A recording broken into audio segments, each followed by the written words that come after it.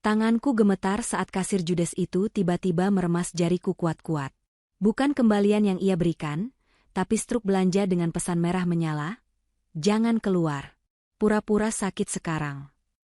Aku menoleh panik ke arah parkiran, dan di sana aku melihat suamiku berdiri dengan tatapan membunuh. Siap untuk. Sebelum ceritanya dimulai, silahkan tulis di kolom komentar dari daerah mana saja teman-teman yang menonton cerita ini. Jangan lupa like dan subscribe agar channel ini bisa semakin berkembang dan bisa mempersembahkan cerita yang lebih menarik lagi. Pagi itu dimulai dengan aroma nasi goreng yang terlalu menyengat dan senyum suamiku, Randy, yang terlalu lebar. Biasanya, jam 7 pagi adalah waktu zona perang di rumah kami. Randy akan sibuk mencari dasi sambil menggerutu tentang kopi yang kurang manis. Sementara ibu mertuaku, Bu Yuni, akan duduk di meja makan sambil menyindir cara menyapu halamanku yang kurang bersih. Tapi hari ini, Jumat Kliwon yang mendung, segalanya terasa salah. Makan yang banyak, sayang. Kamu butuh tenaga, ujar Randy. Ia menyendokkan nasi goreng ke piringku. Porsinya gila-gilaan, seperti memberi makan orang yang hendak dihukum mati. Aku menatap piring itu dengan kening berkerut. Mas, aku nggak biasa sarapan sebanyak ini. Nanti ngantuk. Habiskan, Gita, suara Bu Yuni menimpali dari ujung meja. Biasanya nada bicaranya tajam seperti silet, tapi kali ini nadanya lembut. Lembut yang dibuat-buat, seperti lapisan gula di atas roti yang sudah berjamur. Ia tidak menatap mataku, melainkan sibuk mengelap layar ponselnya dengan tisu basah. Hari ini kamu harus belanja bulanan. Ingat kan? Susu kental manis habis, beras tinggal sedikit, sabun cuci juga. Aku meletakkan sendok. Bu, kan baru belanja minggu lalu? Lagian ini tanggal tua. Mas Randy bilang kita harus hemat buat bayar cicilan mobil. Randy tertawa. Suara tawanya terdengar kering, tidak sampai ke mata. Ia menyentuh tanganku yang ada di atas meja. Tangannya dingin, padahal cuaca sedang gerah. Rezeki ada aja, Git. Kebetulan aku dapat bonus kecil dari kantor. Lagian, swalayan, berkah, di ujung jalan bypass itu lagi diskon besar-besaran hari ini. Sayang kalau dilewatkan. Swalayan berkah? Tanyaku heran. Itu jauh banget. Mas, kenapa nggak di minimarket depan komplek aja? Diskonnya, Gita. Diskon. Bu Yuni menyela sedikit lebih keras, lalu buru-buru memelankan suaranya lagi. Maksud ibu, di sana lengkap. Kamu bisa sekalian cari daging segar. Ibu pengen masak rendang besok. Aku menatap mereka bergantian. Ada gelagat aneh yang tidak bisa kujelaskan. Randy yang biasanya pelit bensin, tiba-tiba menyuruhku ke swalayan yang jaraknya 5 kilometer dari rumah. Bu Yuni yang biasanya melarangku keluar rumah terlalu lama, kini justru mendesakku pergi. Ya sudah, kataku akhirnya, mengalah karena malas berdebat. Nanti aku naik motor aja. Jangan, seru Randy dan Bu Yuni bersamaan. Aku tersentak. Sendok di tanganku berdenting keras membentur piring. Keheningan yang canggung menyelimuti ruang makan. Detak jam dinding terdengar seperti palu godam. Randy berdeham, mencoba mencairkan suasana. Maksud Mas, mendung, Git. Nanti kehujanan. Kamu naik taksi online aja ya. Mas pesankan sekarang. Mas yang bayar. Tapi Mas kan mau berangkat kerja? Searah kan? Mas mau mampir ke bengkel dulu. Ban mobil agak goyang. Nanti Mas jemput kamu di sana. Sekalian Mas bawa ibu, biar kita bisa makan siang bareng setelah kamu belanja. Aku mengangguk pelan, meski perutku terasa melilit. Bukan karena lapar, tapi karena insting seorang istri yang mencium bau kebohongan. Namun, aku menepisnya. Mungkin aku saja yang terlalu sensitif. Mungkin Randy benar-benar ingin memanjakanku hari ini. 10 menit kemudian, aku sudah berdiri di depan pagar. Taksi online yang dipesan Randy sudah datang. Sebelum masuk ke mobil, aku menoleh ke arah jendela rumah. Di balik tirai yang sedikit tersibak, aku melihat Bu Yuni berdiri tegak, menatapku tanpa ekspresi. Di tangannya, ia memegang ponsel, menempelkannya ke telinga. Bibirnya bergerak mengucapkan sesuatu yang cepat. Matanya tidak berkedip. Tatapan itu bukan tatapan seorang ibu yang melepas menantunya belanja. Itu tatapan seseorang yang sedang membuang sampah. Mobil melaju meninggalkan pekarangan. Aku tidak tahu bahwa itu adalah kali terakhir aku melihat rumahku sebagai tempat yang aman. Swalayan, berkah, bukanlah tempat yang menyenangkan. Bangunannya tua, ket tembok luarnya sudah mengelupas di sana-sini, dan letaknya agak terpencil di pinggir jalan bypass yang sepi kendaraan umum. Parkirannya luas tapi gersang, hanya ada beberapa pohon angsana yang daunnya mulai meranggas. Saat aku turun dari taksi, angin kencang menerpa wajahku, membawa debu jalanan. Langit semakin gelap. Rasanya seperti akan ada badai besar.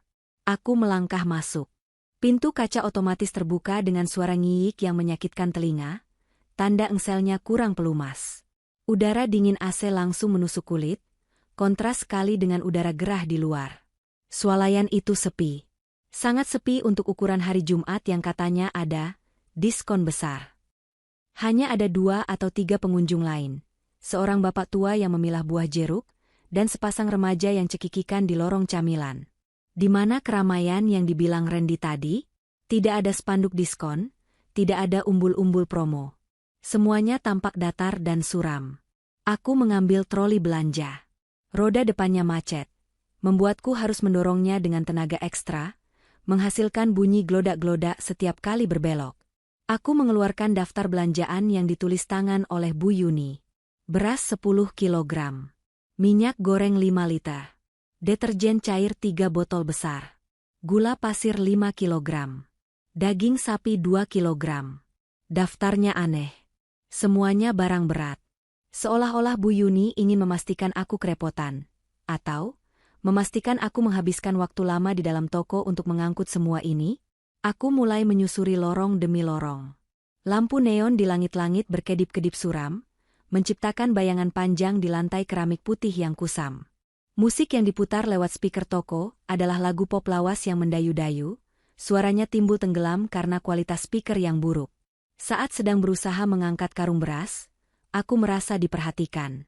Aku menoleh cepat. Tidak ada siapa-siapa di lorong beras. Hanya deretan karung putih yang membisu. Tapi perasaan itu nyata. Bulu kuduk di leherku meremang. Rasanya seperti ada mata yang menempel di punggungku. Aku mempercepat gerakanku. Mungkin cuma perasaanku saja, batinku menghibur diri. Mungkin karena tempat ini sepi. Aku berbelok ke lorong sabun, dan di sanalah aku melihatnya. Di ujung lorong, dekat area kasir, ada seorang kasir perempuan yang duduk dengan postur malas. Namanya Yeni, terbaca dari name tag yang terpasang miring di seragam merahnya yang agak kusut. Rambutnya diikat ekor kuda asal-asalan, wajahnya penuh riasan tapi terlihat berantakan, terutama eyeliner hitam tebal yang membingkai matanya. Dia sedang mengunyah permen karet dengan mulut terbuka, cap-cip-cap bunyinya terdengar samar. Tatapannya kosong, menatap lurus ke arah pintu masuk kaca. Tapi, begitu aku melihatnya, matanya menyambar mataku. Tajam, dingin, dan marah. Kenapa dia menatapku seperti itu? Apa aku melakukan kesalahan? Aku baru saja masuk. Yeni tidak memutus kontak mata. Dia terus menatapku, rahangnya bergerak mengunyah permen karet dengan ritme lambat. Tatapan itu bukan tatapan ramah khas pelayan toko yang menyapa pelanggan. Itu tatapan orang yang sedang menilai, menimbang, atau mungkin memperingatkan. Aku buru-buru memalingkan wajah, pura-pura sibuk membaca komposisi deterjen. Jantungku berdebar lebih kencang. Aku ingin pulang. Aku ingin menelepon Randy dan minta dijemput sekarang juga. Persetan dengan diskon, persetan dengan rendang. Aku merogoh saku celana kulotku. Kosong. Darahku berdesir turun ke kaki. Tas. Ponselku ada di dalam tas selempang. Aku membuka tas dengan panik. Dompet ada. Tisu ada. Kunci cadangan ada. Tapi ponselku tidak ada. Aku mematung di tengah lorong sabun. Ingatanku berputar mundur. Di meja makan, Randy meminjam ponselku sebentar untuk mengecek promo aplikasi ojek online sebelum memesankan taksi. Mas taruh lagi di tas kamu ya, Git, katanya tadi. Apa dia lupa? Atau dia sengaja tidak memasukkannya? Sekarang aku terjebak di swalayan sepi di pinggir kota, tanpa ponsel, dengan troli penuh barang berat, dan seorang kasir aneh yang terus mengawasiku dari kejauhan. Rasa takut yang irasional mulai merayap naik, mencekik tenggorokan. "Mbak?" Aku terlonjak kaget, hampir menjatuhkan botol deterjen. Di belakangku, seorang staf pria berseragam gudang, badannya tegap, wajahnya ramah, tersenyum. "Mau cari apa lagi? Dagingnya ada di belakang, biar saya bantu angkat berasnya ke kasir nanti." Aku menghela napas, mencoba menenangkan diri. "Oh, iya Pak. Terima kasih. Saya bisa sendiri." "Nggak apa-apa, sepi kok. Saya Pak Hadi, manajer gudang sini. Kalau butuh apa-apa panggil saja." Dia tersenyum lagi, lalu berlalu menuju area belakang. Setidaknya ada orang waras di sini, pikirku. Aku melanjutkan belanja dengan terburu-buru. Aku hanya ingin menyelesaikan ini, membayar, lalu mencari telepon umum atau meminjam telepon toko untuk menghubungi Randy. Aku tidak tahu bahwa keputusan untuk menuju meja kasir adalah langkah pertama menuju mimpi buruk yang sebenarnya. Troliku sudah penuh. Roda depannya yang rusak semakin berat didorong, membuat suara berdecit yang menyayat hati di lantai keramik. Aku berjalan menuju satu-satunya kasir yang buka. Kasir nomor 2. Tempat Yenny duduk. Yenny tidak menyapaku. Dia tidak mengucapkan, "Selamat datang di swalayan berkah," atau, "Ada kartu membernya, Kak." Dia hanya diam. Tangannya yang kurus dengan kuku bercat hitam yang mulai terkelupas, langsung menyambar barang-barangku dari troli. Bip, bip, bip. Suara scanner barcode terdengar monoton. Yenny bekerja dengan cepat, tapi gerakannya kasar. Dia melempar bungkus gula ke meja, membanting botol minyak goreng sedikit terlalu keras. "Pelan sedikit bisa nggak, Mbak?" tegurku. Kesabaranku mulai habis. Sudahlah aku ketakutan, sekarang dilayani dengan kasar. Yenny berhenti. Dia mengangkat wajahnya. Jarak kami hanya terhalang mesin kasir. Kali ini, aku bisa melihat matanya dengan jelas. Di balik eyeliner tebal itu, pupil matanya bergetar. Dia tidak sedang marah. Dia ketakutan. Dia melirik cepat ke arah CCTV di pojok atas plafon, lalu melirik ke arah pintu masuk kaca, lalu kembali menatapku. Bibirnya terkatup rapat, tapi napasnya terdengar memburu. "Totalnya 750.000, katanya. Suaranya serak, rendah, dan bergetar. Aku merogoh dompet, mengeluarkan kartu debit. Gesek. Yenny mengambil kartuku. Tangannya dingin sekali, sedingin es, dan basah oleh keringat. Saat dia memasukkan kartu ke mesin EDC, aku perhatikan tangannya gemetar hebat sampai dia salah menekan tombol 2 kali. "Mbak, kamu sakit?" tanyaku, rasa kesalku berubah jadi bingung. "Diam," desisnya tanpa menatapku. Suaranya pelan sekali, nyaris tak terdengar tertutup suara musik toko. "Jangan nengok ke belakang." Jantungku berhenti berdetak sesaat. "Apa?" "Masukkan PIN," perintahnya dengan suara normal, tapi matanya melotot memberi kode. Aku menekan PIN dengan jari gemetar. Mesin berbunyi, struk keluar. Krek. Yenny merobek struk belanja itu. Biasanya, kasir akan memberikan struk dan kartu dengan sopan. Tapi Yenny melakukan sesuatu yang aneh. Dia tidak langsung memberikannya. Dia mengambil pulpen merah dari saku seragamnya, mencoret sesuatu di belakang struk itu dengan gerakan cepat dan kasar, seolah sedang melampiaskan amarah. Lalu, dia meraih tangan kananku. Mencengkeramnya. Cengkeramannya kuat, kuku-kukunya menekan kulitku hingga sakit. Dia menarik tanganku mendekat ke arahnya, melewati batas meja kasir. "Ini struknya," katanya keras-keras, seolah bicara pada penonton tak terlihat.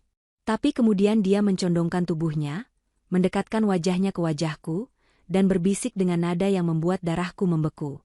"Baca. Jangan teriak. Ikuti aku."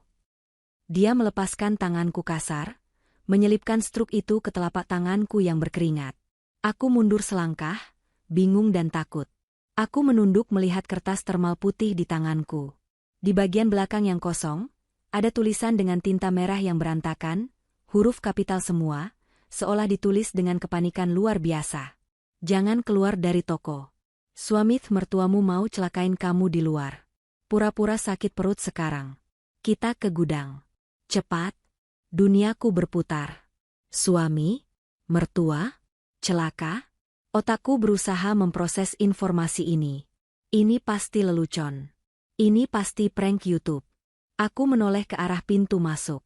Kaca depan swalayan yang lebar menampilkan pemandangan jalan raya yang sepi dan mendung. Tidak ada siapa-siapa di sana. Hanya ada mobil box yang lewat sesekali. Mbak, ini Mak. Aduh. Yeni tiba-tiba berteriak kencang, memotong kalimatku. Dia memegangi perutnya sendiri, lalu menunjuk ke arahku. Ibu ini mau pingsan. Mukanya pucat. Aku ternganga. Yeni keluar dari balik meja kasir, menyambar lenganku. Bu, ibu sakit perut ya? Mual? Ayo ke toilet belakang. Bu, jangan muntah di sini. Dia tidak memberiku pilihan. Dia menyeretku. Tenaganya luar biasa kuat untuk perempuan sekerempeng itu. Tunggu, belanjaan saya. Tinggalin. Bentaknya pelan tepat di telingaku. Nyawa lo lebih mahal dari beras. Kata, nyawa, itu menampar kesadaranku. Aku menatap mata Yeni lagi. Tidak ada kebohongan di sana. Hanya ada urgensi yang murni. Instingku yang sejak pagi merasa ada yang salah, akhirnya mengambil alih logika. Aku berhenti melawan dan membiarkan kakiku melangkah cepat mengikuti tarikannya. Kami meninggalkan troli penuh barang itu begitu saja di depan kasir. Meninggalkan normalitas. Menuju bagian belakang toko yang gelap. Kami berjalan setengah berlari melewati lorong makanan ringan, menuju pintu ganda bertuliskan, Staff Only, di bagian belakang. Bau kardus tua dan pembersih lantai menguar tajam saat Yeni mendorong pintu itu terbuka. Di balik pintu, suasananya berbeda. Tidak ada musik, tidak ada AC dingin. Lorong itu sempit, penuh tumpukan kardus stok barang yang menjulang tinggi hingga ke langit-langit. Lampunya remang-remang, beberapa bohlam mati. Sini, Yeni menarikku berbelok ke kiri, melewati pintu toilet staf yang kotor, terus masuk lebih dalam ke area gudang penyimpanan. Mbak, jelasin dulu, nafasku tersengal. Kenapa suami saya? Mereka mau apa? Yeni berhenti di sebuah ceruk sempit di antara tumpukan kardus mie instan dan popok bayi. Dia melepaskan cengkeramannya di lenganku. Napasnya sendiri memburu. Dia mengusap keringat di dahinya dengan punggung tangan, meninggalkan noda hitam bekas eyeliner. Tadi. Yeni menelan ludah, suaranya bergetar. Tadi gue ngerokok di samping. Di parkiran samping yang ketutup pohon. Ada mobil item berhenti. Kaca depannya gelap, tapi gue dengar suara laki-laki lagi teleponan. Dia buka kaca sedikit buat buang abu rokok. Yeni menatapku lurus. Dia bilang, istri saya udah masuk. Pastiin bersih. Jangan sampai ada saksi mata pas dia keluar bawa belanjaan berat. Tabrak lari aja, biar kayak kecelakaan biasa. Asuransinya cair kalau dia mati hari ini. Kakiku lemas. Aku harus berpegangan pada tumpukan kardus agar tidak jatuh. Randy? Itu suara Randy? Lo nggak percaya? Tanya Yeni sinis, melihat keraguanku. Laki-laki itu nyebut nama, Gita. Dan dia bilang, ibu saya lagi mantau dari GPS HP istrinya, jadi kita tahu persis posisinya. Tanganku refleks meraba saku, lalu teringat. Ponselku. Randy yang memegangnya terakhir kali. Randy tidak mengembalikannya. Bukan lupa. Dia mengambilnya agar dia bisa melacakku, atau agar aku tidak bisa minta tolong? Tapi tunggu, kalau HP ada di Randy, bagaimana dia melacakku? HP. Gumamku. HP saya nggak ada. Mungkin diselipin di tas lo tanpa lo sadar. Atau di troli, potong Yeni. Yang jelas, 10 menit lagi. Dia bilang 10 menit lagi dia bakal standby di depan lobi buat jemput lo, tapi itu kode buat orang bayarannya buat eksekusi lo pas lo jalan ke mobil. Aku merasa mual. Wajah Randy yang tersenyum pagi tadi terbayang. Nasi goreng yang menggunung. Makan yang banyak, kamu butuh tenaga. Tenaga untuk apa? Untuk mati? Dan Bu Yuni, tatapan dinginnya di balik jendela. Daftar belanjaan yang berat itu. Mereka ingin aku berjalan lambat. Mereka ingin aku keberatan beban saat keluar dari pintu toko, sehingga aku tidak bisa menghindar saat mobil itu datang. Terus kita harus gimana? Suaraku pecah, air mata mulai menggenang. Saya harus keluar lewat mana? Nggak bisa, Yenny menggeleng panik. Pintu belakang dikunci, paha kuncinya dia yang pegang. Pintu depan full kaca, mereka pasti lihat kalau lo lari. Satu-satunya cara cuma sembunyi di sini sampai ada polisi atau orang rame dateng. Polisi, kita telepon polisi. HP gue di loker depan, dekat kasir. Gue nggak bisa ambil sekarang, terlalu bahaya. Kalau gue balik ke sana terus ketahuan panik, mereka bakal curiga. Yenny menggigit bibirnya sampai berdarah. Lo diem di sini. Di balik kardus ini, jangan gerak. Jangan bersuara. Jangan napas kenceng-kenceng. Kamu mau kemana? Tanyaku panik saat Yenny mulai melangkah mundur. Gue harus balik ke kasir. Kalau kasir kosong lama, Pak Hadi bakal nyariin, atau lebih parah, suami lo bakal curiga kenapa lo nggak keluar-keluar padahal udah bayar. Gue harus alihin perhatian. Jangan tinggalin saya. Yenny menatapku. Kali ini tatapannya melunak. Gue nggak ninggalin lo. Gue nyelamatin lo. Percaya sama gue. Gue emang judes. Tapi gue bukan pembunuh kayak laki lo. Dia mendorongku masuk ke celah sempit di antara kardus. 10 menit. Kalau dalam 10 menit nggak ada yang terjadi, berarti gue salah dengar dan lo boleh maki-maki gue. Tapi kalau benar. Dia tidak melanjutkan kalimatnya. Dia berbalik dan berlari kecil kembali ke arah toko, meninggalkanku sendirian di dalam gudang yang gelap, pengap, dan berbau debu. Aku merosot duduk di lantai beton yang dingin. Aku memeluk lututku.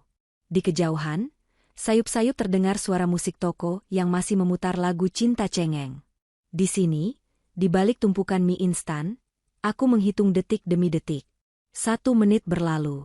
Hening. 3 menit. Terdengar suara tikus mencicit di pojok gudang. 5 menit. Jantungku berdetak begitu keras sampai telingaku sakit. Bagaimana kalau Yenny bohong? Bagaimana kalau ini cuma modus penipuan?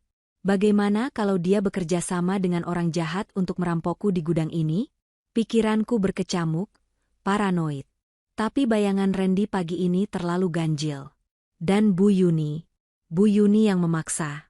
Semuanya masuk akal dalam skenario yang mengerikan ini. 8 menit.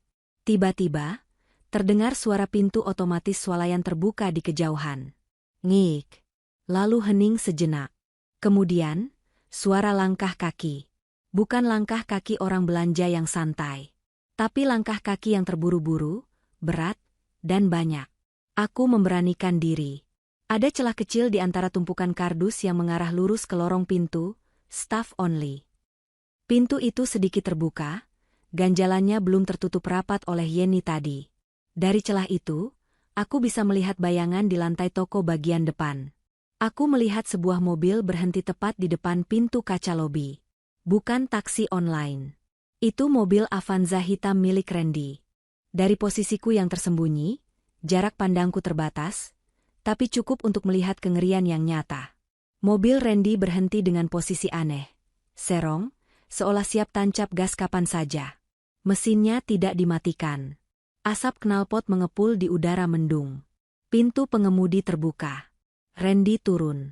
Dia mengenakan kemeja yang sama dengan pagi tadi, tapi wajahnya berbeda. Tidak ada senyum ramah.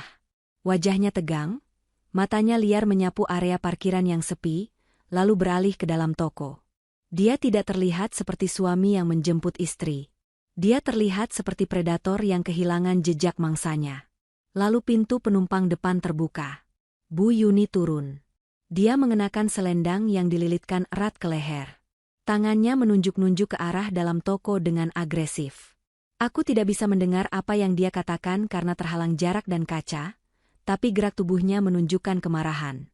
Dan yang membuat darahku berhenti mengalir adalah pintu penumpang belakang. Seorang pria turun. Bukan anggota keluarga kami. Pria itu bertubuh besar, mengenakan jaket kulit hitam meski cuaca panas, dan topi yang ditarik rendah menutupi mata.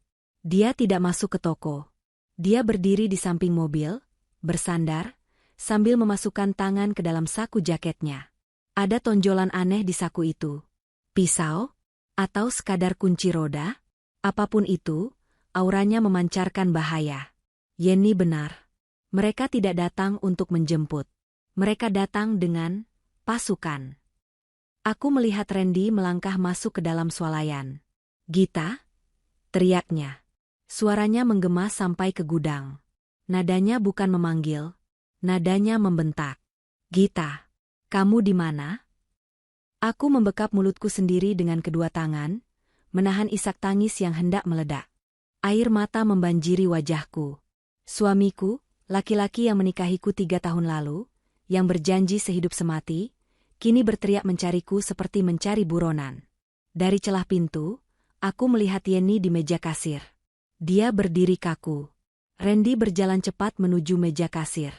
Aku melihat punggung Randy yang lebar mendekati Yenny. Bu Yuni mengekor di belakangnya, wajahnya dipasang dengan ekspresi panik yang palsu. Mbak, suara Randy terdengar keras. Istri saya. Tadi dia belanja di sini. Wanita pakai baju biru, rambut sebahu. Mana dia? Aku menahan napas, berdoa Yenny bisa berakting dengan baik. Siapa ya, Pak? Suara Yenny terdengar gemetar, tapi cukup meyakinkan. Tadi ada ibu-ibu belanja banyak, tapi dia udah keluar dari tadi. Lewat pintu samping.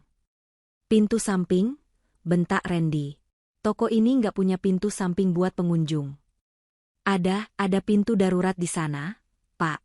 Tadi dia buru-buru banget, katanya ada yang nunggu. Randy terdiam. Dia menoleh ke arah Bu Yuni. Bu Yuni menggeleng. Nggak mungkin, Ren. Ibu lihat GPS-nya masih di titik ini. Dia masih di sini. Mataku terbelalak. GPS. Aku meraba tubuhku lagi dengan panik. Saku celana kosong. Tas, aku memeriksa tas selempangku lagi dengan tangan gemetar. Di kantong kecil bagian dalam, yang biasanya kusimpan untuk uang koin, jariku menyentuh sesuatu yang keras dan dingin. Sebuah AirTag, alat pelacak kecil, terselip di sana. Randy tidak butuh ponselku untuk melacakku. Dia sudah menanam alat pelacak di tasku. Dia bohong. Ren? Seru Bu Yuni sambil menunjuk wajah Yenny dengan telunjuknya yang kurus. Kasir ini bohong. Cari dia. Cari Gita sampai ketemu. Dia nggak boleh lolos hari ini. Randy menatap Yenny dengan tatapan membunuh. Lalu, perlahan, kepalanya menoleh ke arah belakang Yenny. Ke arah pintu gudang tempat aku bersembunyi. Geledah tokonya, perintah Randy dingin. Dan saat itu aku tahu, ini bukan lagi soal bersembunyi. Ini soal bertahan hidup. Suasana di area kasir berubah menjadi panggung sandiwara yang mengerikan. Dari balik celah pintu gudang yang sedikit terbuka, aku bisa melihat perubahan drastis pada wajah suamiku, Randy.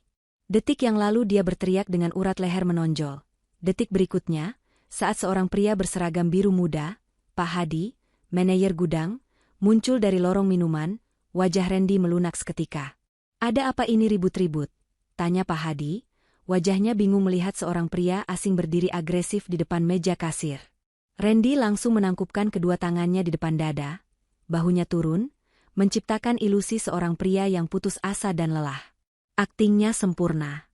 Sangat sempurna hingga membuat perutku mual. Maafkan saya, Pak. Saya panik. Suara Randy bergetar, penuh emosi yang dibuat-buat. Istri saya, Gita, dia hilang. GPS ponselnya menunjukkan dia ada di sini, tapi Mbak kasir ini bilang dia sudah keluar. Pak Hadi menatap Yenny. Yen? Benar ada ibu-ibu tadi? Yenny berdiri tegak di balik mesin kasir. Tangannya mencengkeram tepi meja hingga buku-buku jarinya memutih. Dia sedang bertaruh nyawa. Ada, Pak. Tapi udah keluar. Lewat pintu, maksud saya, dia lari keluar pas saya lagi layanin. Bohong, seru Bu Yuni tiba-tiba. Dia maju selangkah, air mata buaya mulai mengalir di pipinya yang keriput. Menantu saya itu sakit. Pak, dia punya gangguan mental. Dia sering halusinasi. Tadi pagi dia lupa minum obat penenangnya. Kalau dia keliaran sendirian, dia bisa nekat bunuh diri atau nyelakain orang lain. Aku terkesiap di persembunyianku. Gangguan mental? Jadi itu narasi yang mereka bangun. Dengan begitu, jika aku berteriak minta tolong atau mengatakan mereka mau membunuhku, orang-orang akan menganggapku sedang kumat. Pintar sekali. Jahat sekali. Pak Hadi tampak terkejut. Simpati langsung terpancar di wajahnya. Astaga, bahaya kalau begitu. Yenny, kamu yakin dia keluar? Yenny menelan ludah. Keringat dingin mengalir di pelipisnya. Dia tahu dia tidak bisa berbohong terus-menerus di depan bosnya. Saya nggak yakin, Pak.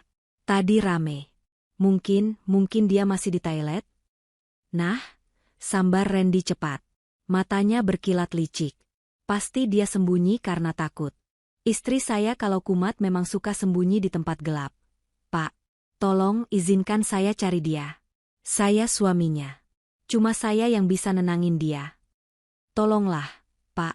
Bu Yuni menambahkan, meraih tangan Pak Hadi dan memohon dengan gaya ibu-ibu yang teraniaya. Saya takut menantu saya ngelukain dirinya sendiri di dalam sana. Kasihan cucu saya yang belum lahir. Cucu?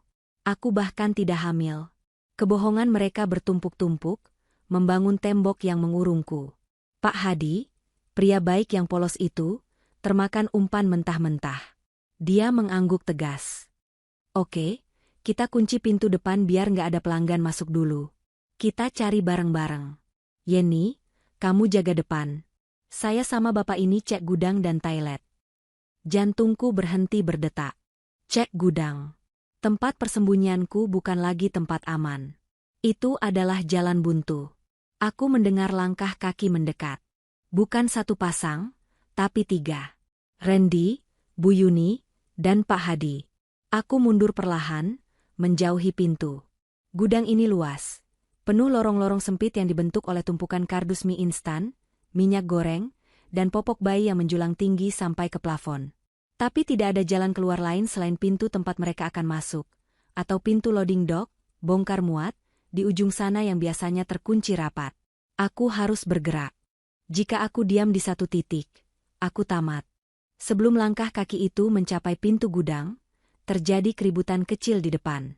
Tunggu dulu, Pak. Suara Yenny terdengar lantang. Aku mengintip lagi sedikit. Yenny telah melompat keluar dari balik meja kasir, menghadang jalan mereka dengan tubuh kurusnya. Kenapa, Yen? Tanya Pak Hadi heran. Gudang berantakan banget. Pak, tadi pagi tumpukan sarden kaleng rubuh, banyak beling dan saus di lantai. Bahaya kalau bapak ini masuk, nanti malah kepleset. Biar saya aja yang cek ke dalam. Bapak jaga bu ibunya di sini. Alasan yang cerdas, tapi Randy tidak sebodoh itu. Dia maju selangkah, menatap Yenny dengan tatapan yang bisa membekukan air mendidih. Dia tahu Yenny berbohong. Mbak, suara Randy rendah, penuh ancaman yang hanya bisa didengar oleh mereka yang berdiri dekat. Saya nggak peduli ada beling atau paku. Istri saya di dalam. Minggir. Tapi sop toko kami melarang orang asing masuk area staf. Pak, Yenny bersikeras, mengangkat dagunya menantang Randy. Keberanian gadis ini luar biasa. Atau mungkin dia juga sama takutnya denganku hingga nekat. Anak saya bisa mati di dalam. Jerit Bu Yuni histeris, suaranya melengking memecah keheningan toko. Beberapa pengunjung yang tersisa, si bapak tua dan pasangan remaja, kini berhenti belanja dan menonton drama itu. Ada apa sih? Ribut-ribut? Tanya bapak tua itu sambil mendekat. Randy langsung menoleh, wajahnya kembali berubah memelas. Istri saya sakit jiwa, Pak. Lari dari rumah. Sekarang sembunyi di gudang, tapi mbak kasir ini malah ngalangin saya masuk. Gimana kalau istri saya minum racun tikus di dalam sana? Opini publik langsung bergeser. Si bapak tua menatap Yenny dengan marah. Mbak, jangan gitu dong. Kalau ada nyawa melayang, kamu mau tanggung jawab? Biarin suaminya masuk. Iya, parah banget pelayanannya. Celetuk remaja di belakang. Yenny terpojok. Dia dikeroyok oleh manipulasi Randy dan ketidaktahuan orang-orang. Wajahnya memerah menahan tangis dan marah. Dia menatap ke arah pintu gudang, menatapku yang bersembunyi di balik kegelapan, dengan tatapan meminta maaf. Gue udah berusaha, tatapan itu berkata. Pak Hadi menepuk bahu Yenny pelan. Udah, Yen. Minggir. Ini darurat. Sop belakangan. Pak Hadi mengeluarkan kunci master dari sakunya. Dia melangkah menuju pintu gudang, diikuti Randy yang menyeringai tipis di belakang punggung manajer itu, dan Bu Yuni yang masih pura-pura sesenggukan. Aku tidak punya pilihan lain. Aku berbalik dan berlari berjinjit ke bagian terdalam gudang. Gudang ini berbentuk L. Bagian depan berisi stok makanan kering. Bagian belokan L berisi stok barang pecah belah dan cairan pembersih, lalu di ujungnya ada area freezer besar dan pintu loading dock. Aku berlari menuju area freezer. Dingin di sana lebih menusuk. Aku menyelip di antara tumpukan kardus tisu toilet yang tinggi, mencoba membuat tubuhku sekecil mungkin. Suara pintu gudang dibuka terdengar. Klek, kriet. Gita, sayang. Suara Randy menggema di dalam ruangan besar itu. Nadanya manis, terlalu manis, seperti panggilan untuk hewan peliharaan yang akan disembelih. Keluar yuk, kita pulang. Ibu kangen lo. Gita, jangan bikin ibu sedih. Nak, suara Bu Yuni menimpali. Lalu suara Pak Hadi. Bu Gita, kalau ibu dengar saya, keluar aja Bu. Kami nggak akan nyakitin ibu. Pak Hadi salah, batinku. Mereka akan membunuhku begitu Bapak lengah.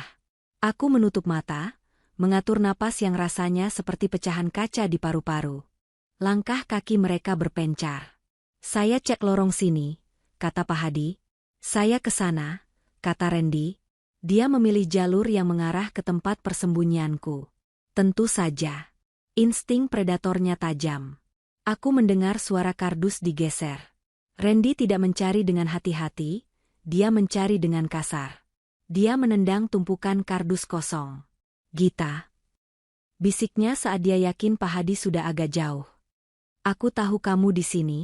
Keluar sekarang, atau aku pastikan, kecelakaan, kamu nanti bakal sangat menyakitkan. Ancaman itu membuat kakiku gemetar tak terkendali. Aku menggigit lengan bajuku untuk menahan suara gigi yang bergemeretuk. Tiba-tiba, ponsel di saku Pak Hadi berdering keras. Nada dering dangdut koplo memecah ketegangan. Halo? Ya? Apa? Truk pengiriman dateng? Pak Hadi berbicara di telepon. Aduh, suruh tunggu bentar. Saya lagi ada urusan. Apa? Nggak bisa parkir. Itu kesempatan. Gangguan kecil. Randy berhenti melangkah. Dia menoleh ke arah Pak Hadi yang sedang sibuk di telepon di lorong sebelah. Di saat yang sama, pintu gudang kembali terbuka pelan. Seseorang menyelinap masuk. Langkahnya ringan, hampir tak terdengar. Aku mengintip dari celah tumpukan tisu. Itu Yeni. Dia tidak ikut mencari. Dia mengendap-endap di belakang Randy, memanfaatkan momen saat Randy fokus mendengarkan pembicaraan telepon Pak Hadi. Yeni memegang ponselnya sendiri, mengetik sesuatu dengan cepat, lalu mengangkatnya tinggi-tinggi seolah mencari sinyal. Atau memberi kode? Bukan. Dia mengarahkan layar ponselnya ke arah lorong-lorong gelap, berharap aku melihatnya. Layar itu menyala terang dengan tulisan besar berlatar putih. AirTag di tas lo. Buang sekarang. Mataku membelalak. Yeni cerdas. Dia menyadari apa yang membuat Randy begitu yakin aku ada di sini. Randy tidak hanya menebak. Dia melihat titik biru di layar ponselnya. Selama AirTag itu ada di tasku, aku adalah sasaran tembak yang bercahaya dalam gelap. Aku segera menarik tas selempangku. Tanganku meraba bagian dalam. Benar saja, di saku kecil tersembunyi, ada benda bulat seukuran koin, berwarna putih. AirTag. Benda kecil ini yang menjadi pengkhianatku. Randy mulai bergerak lagi. Dia semakin dekat. Jaraknya hanya tinggal 3 baris rak dari tempatku. Aku memegang AirTag itu. Kalau aku membuangnya di sini, Randy akan menemukannya, tahu aku pernah di sini, dan terus mencari di area sekitar. Aku harus memindahkannya. Aku harus membuat Randy menjauh dari sini. Tapi bagaimana caranya? Aku tidak bisa melemparnya jauh tanpa menimbulkan suara gaduh. Mataku tertumbuk pada seekor tikus got besar yang sedang menggerigiti bungkus mie instan di pojok rak, sekitar 2 meter dariku. Ide gila melintas. Tapi tikus itu terlalu liar, tidak mungkin aku menangkapnya. Lalu aku melihat sesuatu yang lebih masuk akal. Di dekat pintu loading dock di ujung sana, sekitar 5 meter dari posisiku, ada tumpukan kardus kosong bekas rokok yang sudah diikat rapi, siap dibuang. Di atas tumpukan itu, ada jaket hoodie kumal milik kuli panggul yang mungkin tertinggal. Kalau aku bisa menaruh air tag ini di sana, tapi itu tidak bergerak. Itu hanya akan memindahkan titik lokasi beberapa meter. Tuh. Pintu loading dock itu memiliki celah di bawahnya. Dan lantai di sana miring keluar. Aku punya ide. Aku mengambil botol selai kacang plastik dari rak di sebelahku. Aku membuka lakban yang menempel di air tag dengan gigi, lalu menempelkan air tag itu kuat-kuat ke badan botol selai. Aku menunggu momen saat Randy menendang kardus lagi. Bug. Bersamaan dengan suara itu, aku menggelindingkan botol selai itu sekuat tenaga menyusuri lantai beton ke arah pintu loading dock. Botol itu menggelinding mulus. Klotak-klotak-klotak, suaranya samar tertutup suara langkah kaki Randy, lalu menghilang saat botol itu masuk ke celah di bawah pintu besi loading dock yang sedikit penyok, dan terus menggelinding keluar menuju area parkir belakang yang menurun. Titik GPS-ku sekarang bergerak menjauh. Keluar dari gudang. Efeknya instan. Hah? Aku mendengar suara Randy tertahan. Dia pasti sedang melihat ponselnya. Titik biru itu kini bergerak keluar dari bangunan toko. Sialan, umpat Randy. Dia keluar lewat belakang. Apa, Pak? Tanya Pak Hadi yang baru selesai menelepon. Dia lolos. GPS-nya gerak. Dia ada di parkiran belakang sekarang. Randy berteriak, tidak lagi mempertahankan nada sopannya. Dia berbalik badan dan berlari kencang menuju pintu depan gudang. Karena pintu loading dock terkunci dari dalam, dan dia tidak tahu kuncinya ada di mana. Bu, dia di belakang. Ayo cepet. Randy menarik tangan ibunya kasar. Bu Yuni yang kaget nyaris terseret. Di belakang? Kok bisa? Jangan banyak tanya. Ke mobil. Kita cegat di jalan keluar. Mereka berdua berlari keluar gudang seperti orang kesetanan, meninggalkan Pak Hadi yang bengong. Loh? Pak? Tunggu. Pak Hadi mengejar mereka. Gudang kembali sunyi. Hanya ada aku dan Yenny. Yenny masih berdiri di dekat rak bumbu, napasnya tersengal. Dia melihat ke arahku, ketumpukan tisu toilet. Mbak, panggilnya berbisik. Aku keluar dari persembunyian, kakiku gemetar hebat sampai aku nyaris jatuh. Yenny langsung berlari menghampiriku dan memelukku. Pelukan orang asing yang terasa seperti saudara kandung. Tubuhnya bau rokok dan keringat, tapi saat itu adalah bau paling menenangkan di dunia. Gila lo gila. Bisik Yenny. Lo apain itu GPS? Aku gelindingin pakai botol keluar. Jawabku lemah. Pintar. Tapi itu nggak bakal nahan mereka lama. Begitu mereka nemu botol itu di selokan belakang, mereka bakal tahu lo masih di dalam, dan mereka bakal balik lagi dengan lebih marah. Yenny melepaskan pelukannya. Wajahnya serius. Dia merogoh saku celananya dan mengeluarkan sebuah ponsel. Ponsel Android layar retak. Ini HP gue. Pakai. Telepon siapa kek? Polisi, atau keluarga lo yang lain? Aku menerima ponsel itu dengan tangan gemetar. Layarnya menyala. Tidak ada sinyal. Nggak ada sinyal? Tanyaku panik. Sialan, iya. Di gudang emang susah sinyal karena temboknya beton tebal. Kita harus ke depan dikit, dekat pintu. Kami berjalan mengendap-endap kembali ke arah pintu depan gudang. Tapi baru beberapa langkah, terdengar suara teriakan dari luar. Pintunya dikunci. Itu suara preman yang tadi menunggu di mobil. Rupanya Randy menyuruhnya menjaga pintu loading dock dari luar, dan sekarang mereka sadar pintu itu terkunci rapat dari dalam, artinya aku tidak mungkin keluar lewat sana tanpa kunci. Dan sedetik kemudian, suara ban mobil berdecit di aspal luar. Mereka menemukan botol selainya. Aku menatap Yenny. Yenny menatapku. Mereka tahu, kata Yenny pucat. Mereka tahu lo nipu mereka. Kami mendengar langkah kaki berlari kembali masuk ke dalam toko dari pintu depan utama. Kali ini tidak ada lagi sandiwara, suami cemas. Langkah kaki itu berat, cepat, dan penuh amarah. Yenny.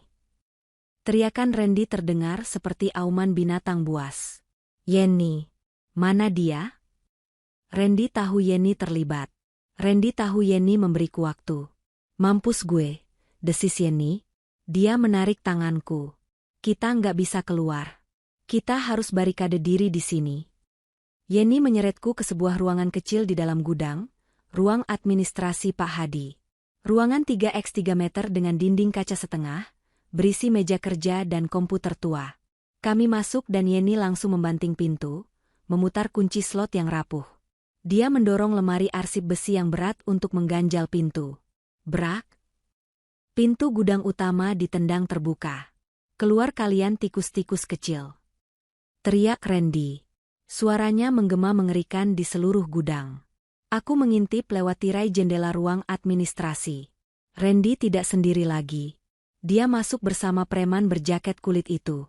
Si preman memegang linggis kecil, mungkin diambil dari bagasi mobil. Pak Hadi berusaha menahan mereka di belakang, tapi didorong hingga jatuh tersungkur ke tumpukan beras. Pak Hadi, pekik Yeni tertahan. Pak Hadi mengerang kesakitan di lantai. Randy tidak mempedulikannya. Matanya yang merah menyala menyapu seluruh ruangan gudang, lalu berhenti tepat di ruangan tempat kami bersembunyi. Dia melihat pegangan pintu kami yang sedikit bergoyang, karena tangan Yeni yang gemetar menahannya. Randy tersenyum. Senyum yang membuat darahku berhenti mengalir. Senyum seorang psikopat yang akhirnya memojokkan mangsanya. Ketemu, bisiknya, meski aku bisa mendengarnya dari jarak 10 meter. Dia memberi isyarat pada si preman. Pria berjaket kulit itu memukulkan linggisnya ke telapak tangan kirinya. Tap, tap, tap. Mereka berjalan pelan menuju ruangan kami. Seperti serigala mendekati kandang kelinci. Mbak, bisik Yeni, air mata mengalir di pipinya yang kotor oleh lunturan maskara. Lo cari senjata apa aja di sini? Gunting, pembolong kertas, apa aja. Kita lawan. Aku melihat sekeliling meja Pak Hadi. Mataku menangkap sebuah cutter besar berwarna merah di atas tumpukan faktur. Aku mengambilnya. Mengeluarkan mata pisaunya sampai habis. Tanganku gemetar begitu hebat hingga aku harus memegangnya dengan dua tangan. Di luar kaca, wajah Randy sudah berada tepat di depan pintu. Dia menempelkan wajahnya ke kaca jendela yang berdebu, menatap lurus ke mataku. Buka pintunya, sayang, katanya lembut, kontras dengan matanya yang nyalang. Atau om di sebelahku ini bakal buka paksa, dan dia nggak selembut aku. Aku mundur selangkah. Yeni berdiri di sampingku, memegang stapler berat di satu tangan dan botol penyemprot kaca di tangan lain. Pergi lo anjing, teriak Yeni, suaranya pecah tapi berani. Gue udah telepon polisi. Polisi? Randy tertawa. Tawa yang mengerikan. Polsek terdekat jaraknya 20 menit dari sini. Kalian punya waktu 2 menit sebelum pintu ini jebol. Randy mengangguk pada preman itu. Duar. Hantaman linggis pertama menghajar pintu kayu itu. Kayu di sekitar gagang pintu retak. Duar. Hantaman kedua. Lemari arsip yang kami gunakan untuk mengganjal bergeser sedikit. Kami terjebak. Di dalam kotak kaca ini, bersama monster yang selama ini tidur di sebelahku setiap malam. Suara napas kami terdengar begitu keras di ruangan sempit berukuran 3x3 meter itu. Aku dan Yeni berdiri mematung, punggung kami menempel pada dinding dingin, mata kami terpaku pada kaca jendela ruang administrasi yang berdebu. Di balik kaca itu, wajah Randy tampak terdistorsi oleh bayangan dan kotoran. Namun mata itu menatap lurus ke arahku, lalu beralih perlahan ke arah Yeni. Itu bukan tatapan kemarahan biasa. Itu adalah tatapan pengenalan. Oh. Mulut Randy bergerak. Suaranya teredam kaca namun tetap terdengar jelas karena heningnya gudang. Jadi kamu. Randy menempelkan telapak tangannya ke kaca. Dia tidak melihat ke arahku lagi, dia menatap Yeni. Yeni, yang memegang stapler besi dengan tangan gemetar, berusaha membalas tatapan itu dengan berani, meski aku tahu kakinya lemas. Aku ingat kamu, kata Randy pelan, sebuah senyum miring perlahan terukir di wajahnya. Kamu kasir yang di depan tadi, yang bilang istri saya keluar lewat pintu samping. Yang pura-pura bodoh. Yeni tidak menjawab. Dia hanya menelan ludah. Randy terkekeh. Tawa itu kering, tanpa humor. Dia mengetuk kaca dengan ujung pistolnya. Tik, tik, tik. Irama ketukan itu seolah menghitung sisa waktu hidup kami. Kenapa, Mbak? Tanya Randy, nadanya seperti orang yang sedang mengobrol santai di warung kopi. Kenapa ikut campur? Padahal kalau kamu diam aja, kamu bisa pulang sore ini, nonton TV, makan enak. Sekarang, kamu bakal mati konyol demi orang asing. Dia bukan orang asing. Yenny tiba-tiba bersuara. Suaranya serak tapi lantang. Dia manusia, dan lo setan. Senyum Randy menghilang seketika. Wajahnya berubah datar, dingin, dan mematikan. Perubahan ekspresi yang begitu drastis itu membuat darahku membeku. Inilah wajah asli suamiku yang selama ini dia sembunyikan di balik topeng, menantu idaman. Setan. Gumam Randy. Mungkin. Tapi setan ini butuh uang. Dan kamu? Dia menunjuk Yenny dengan moncong pistolnya lewat balik kaca. Kamu cuma gangguan kecil di jalan raya. Di belakang Randy, aku melihat Bang Jago menyerahkan linggis besi ke Pak Randy. Bu Yuni muncul di sudut pandang, wajahnya merah padam karena amarah dan rasa sakit di kakinya. Jangan banyak omong, Ren, seru Bu Yuni dari luar. Dobrak pintunya, waktunya jalan terus. Kalau polisi lewat gimana? Sabar, Bu, jawab Randy tanpa menoleh, matanya masih mengunci mata Yenny. Dia sedang menikmati ini. Dia sedang menikmati teror yang dia ciptakan. Mereka nggak bisa kemana-mana, seperti tikus dalam perangkap. Randy mendekatkan wajahnya lagi ke kaca, uap napasnya mengembun di permukaan gelas. Gita, panggilnya. Aku tersentak. Lihat teman barumu ini, lanjut Randy. Hafalkan wajahnya. Karena sebentar lagi, wajah itu bakal hancur. Dan itu salah kamu. Darahnya ada di tangan kamu. Kalimat itu menghantam dadaku lebih keras daripada pukulan fisik. Rasa bersalah menyeruak. Yenny terseret ke dalam neraka ini karena aku. Karena aku terlalu bodoh menikahi monster. Aku menoleh ke Yenny, air mata mengalir di pipiku. Yen, maafin gue, lo harusnya nggak usah nolongin gue. Yenny menoleh padaku. Di saat genting itu, dia melakukan hal yang tak terduga. Dia tersenyum. Senyum kecil, sedikit miring, khas gaya judesnya. Udah telat buat nyesel, Git, bisiknya sambil mempererat genggamannya pada botol semprotan kaca di tangan kiri. Sekarang opsinya cuma dua, kita mati nangis, atau kita mati ngelawan. Dia mengedipkan sebelah matanya padaku. Gue pilih ngelawan. Kata-kata itu menyulut sesuatu dalam diriku. Rasa takut itu masih ada, tapi kini bercampur dengan nekat. Yenny benar. Randy ingin kami ketakutan. Randy ingin kami menyerah sebelum dia menyentuh kami. Di luar, Randy mundur selangkah. Dia mengangkat linggis yang diberikan Bang Jago tadi. Waktu habis. Sayang, kata Randy dingin. Dia mengayunkan linggis itu ke arah engsel pintu kayu. Duar. Hantaman pertama yang mengawali mimpi buruk fisik kami, seperti yang berlanjut di bab 11. Kaca bergetar hebat, debu berjatuhan dari kusen pintu. Di dalam ruangan sempit itu, aku dan Yenny saling pandang untuk terakhir kalinya sebelum kekacauan pecah. Tidak ada lagi kata-kata. Hanya anggukan pelan. Kami siap. Duar. Hantaman ketiga linggis itu membuat engsel pintu ruang administrasi menjerit. Kayu kusen yang sudah dimakan rayap itu pecah, serpihannya terlempar ke lantai di dekat kaki Yenny. Kami mundur, terpojok ke sudut ruangan sempit itu. Di luar sana, seringai Randy semakin lebar, seolah menikmati setiap detik ketakutan kami. Dia tidak langsung mendobrak habis. Dia membiarkan pria berjaket kulit itu, yang kemudian kudengar dipanggil Bang Jago, menikmati pekerjaannya merusak satu-satunya penghalang di antara kami. Dikit lagi, Bang, kata Randy santai, seolah sedang menyuruh tukang memperbaiki pagar rumah. Jangan kenceng-kenceng, nanti ngerusak barang berharga di dalam. Istri saya itu aset mahal. Kata, aset, itu membuat perutku mual.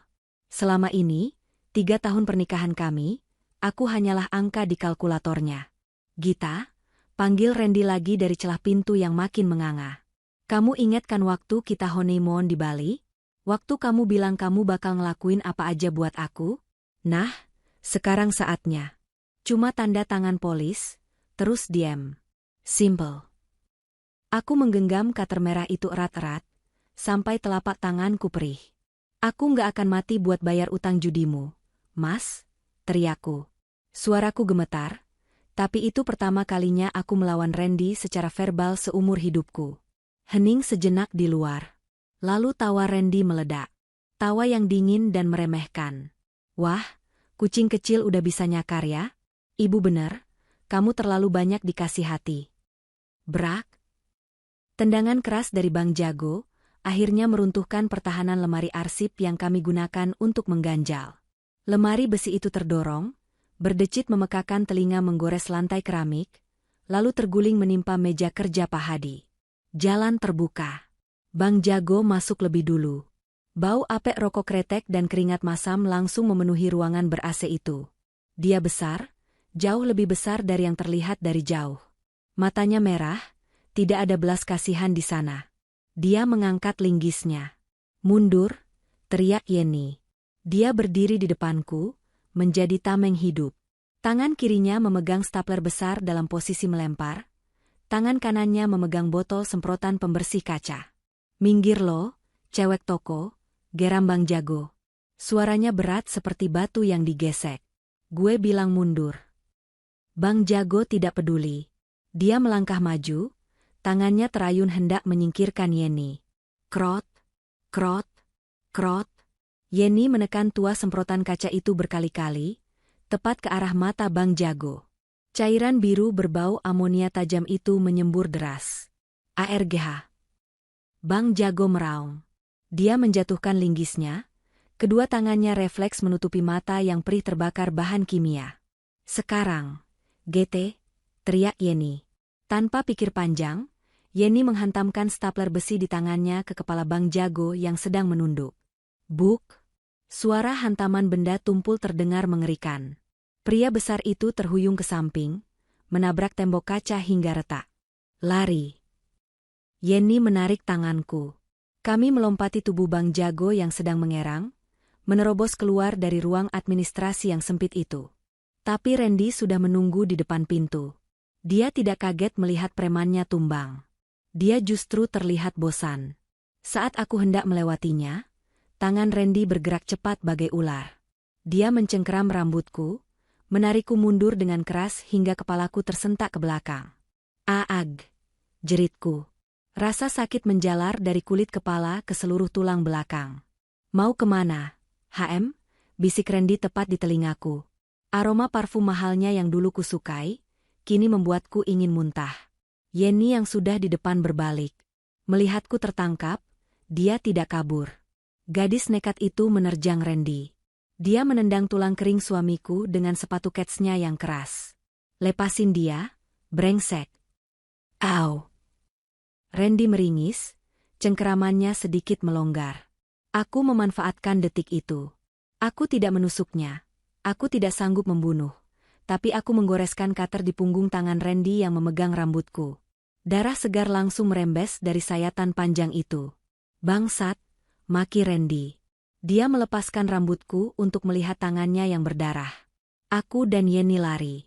Kami tidak lari ke pintu keluar gudang karena Bang Jago yang mulai pulih menghalangi jalan itu. Kami lari semakin dalam, masuk ke labirin tumpukan kardus di bagian inventori barang pecah belah. Napas kami memburu, bergema di lorong-lorong sunyi gudang bagian dalam. Kami bersembunyi di balik tumpukan palet kayu berisi dus piring keramik. Gila lo nyayat dia, bisik Yeni, matanya terbelalak melihat cutter di tanganku yang kini bernoda merah. Lo nyayat laki lo. Aku menatap pisau itu, tanganku gemetar hebat. Dia bukan suamiku lagi, Yen. Dia monster. Kami mendengar suara Randy berteriak di kejauhan. Jangan keluar dari sini hidup-hidup. Habisi mereka berdua. Lalu suara langkah kaki berat Bang Jago yang mulai menyusuri lorong lagi, kali ini lebih lambat, lebih hati-hati. Dia marah. Yeni merogoh saku celananya. HP gue. Cek sinyal, Git. Di sini dekat ventilasi atas. Mungkin dapat.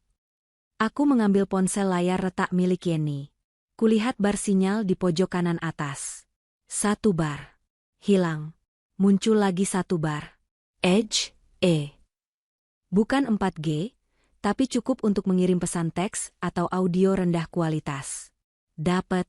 Dapat 1 bar, bisikku. Rekam, perintah Yenny. Lo harus punya bukti kalau kita mati di sini, atau kalau kita selamat biar dia nggak bisa nyangkal. Rekam omongan mereka. Aku membuka aplikasi perekam suara dengan jari gemetar. Aku menekan tombol merah besar di layar. Recording started. Aku meletakkan ponsel itu di saku kemejaku, dengan mikrofon menghadap keluar. Kami mendengar suara Randy mendekat. Dia tidak lagi berteriak. Dia berbicara dengan nada normal, yang justru lebih menakutkan karena terdengar sangat tenang di tengah kekacauan ini. Dia sedang berbicara dengan seseorang, mungkin Bu Yuni yang baru menyusul masuk. Bu, jaga pintu loading dock. Si jago jaga pintu depan. Aku sisir dari tengah. Mereka nggak bisa kemana-mana. Suara Bu Yuni terdengar, samar tapi tertangkap rekaman. Pastiin mukanya jangan rusak parah. Ren, foto polis asuransinya harus cocok buat identifikasi jenazah. Kalau ancur, orang asuransi bakal curiga dan investigasi lama.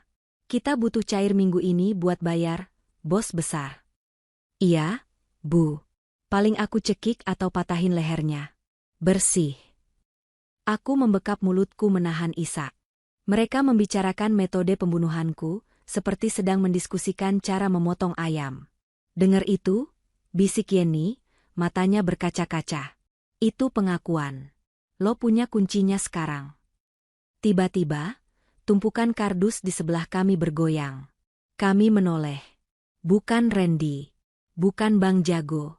Dari celah antara tumpukan dus mie instan di lorong sebelah, muncul wajah Pak Hadi. Wajahnya lebam, hidungnya berdarah, dan kacamatanya retak sebelah. Dia merangkak pelan. Pak Hadi, desis Yenny, SSSHH. Pak Hadi menempelkan jari di bibirnya yang bengkak. Dia merangkak mendekati kami. Mereka gila. Saya mau telepon polisi tapi HP saya dihancurin sama preman itu. Kita kejebak, Pak, kataku putus asa. Enggak, bisik Pak Hadi, menahan sakit di rusuknya. Ada jalan lain. Ventilasi udara di atas freezer daging. Itu nyambung ke atap gedung. Agak tinggi, tapi kalau kita tumpuk palet, kita bisa manjat. Itu harapan. Harapan kecil yang menyala di tengah kegelapan. Tapi kuncinya di Randy, kata Yenny. Dia jaga area tengah. Saya alihin, kata Pak Hadi tegas. Meski dia hanya manajer gudang Parubaya yang perutnya buncit, matanya memancarkan keberanian seorang ayah. Kalian lari ke freezer.